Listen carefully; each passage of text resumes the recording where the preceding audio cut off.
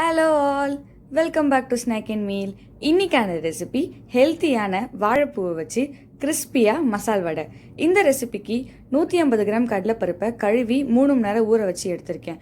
அதை கொரகொரப்பாக அரைச்சி எடுத்துக்கோங்க. கையில் கொஞ்சமாக எண்ணெய் தடவிட்டு வாழைப்பூவில் இருக்கிற தேவையில்லாத நரம்பை ரிமூவ் பண்ணிவிட்டு அதை குட்டி குட்டியாக கட் பண்ணிக்கோங்க. அரைச்ச கடலைப்பருப்பில் பொடியாக நறுக்கின ஒரு வெங்காயம், பொடியாக நறுக்கின 2 பச்சை மிளகா, கொஞ்சமாக கொத்தமல்லி தலை, பொடியாக நறுக்கின 3 கொத்து கருவேப்பிலை, ஒரு சின்ன துண்டு இஞ்சி, 3 பல் பூண்டை இடித்து சேர்த்துக்கோங்க. அரை ஸ்பூன் சோம்பை இடித்து சேர்த்துக்கோங்க.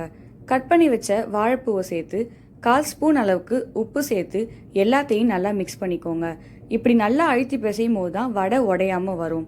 கொஞ்சமாக வடை மாவை கையில் வச்சு விரிசல் இல்லாத அளவுக்கு ஓரத்தெல்லாம் தட்டி சூடாக இருக்கிற எண்ணெயில் போட்டு வருங்க. மீடியம் ஃப்ளேமில் 2 சைடும் குக் ஆகிற மாதிரி திருப்பி விட்டு பாதி வெந்ததும் எண்ணெயிலிருந்து வடையை எடுத்துருங்க.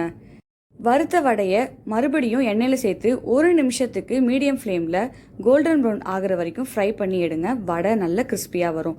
அவ்வளோதான், கிறிஸ்பியான வாழைப்பூ வடை ரெடி. இந்த ரெசிபி எப்படி இருக்குன்னு ட்ரை பண்ணி பார்த்துட்டு கமெண்ட்டில் சொல்லுங்கள். இந்த வீடியோ உங்களுக்கு பிடிச்சிருந்தா லைக் பண்ணுங்கள், சப்ஸ்கிரைப் பண்ணுங்கள், பெல் ஐக்கானை கிளிக் பண்ணுங்கள்.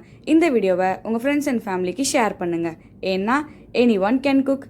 தேங்க்ஸ் ஃபார் வாட்சிங் ஸ்நாக் அண்ட் மீல். உங்களை நான் அடுத்த வீடியோவில் சந்திக்கிறேன். பாய்.